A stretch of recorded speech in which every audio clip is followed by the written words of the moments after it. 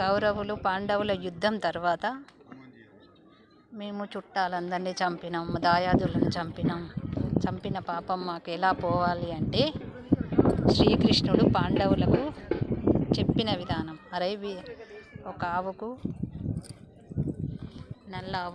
నల్ల జెండా,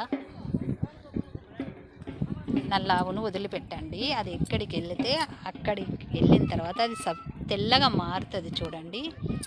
అప్పుడు అక్కడ శివాలయం నిర్మించండి, దేవస్థానం అని చెప్పిండంట. చెప్తే అది వచ్చి నడి సముద్రంలో ఆగిన తర్వాత తెల్లగా మారిందట. జెండా తెల్లగా అయిందంట, ఆవు తెల్లగా అయిందంట.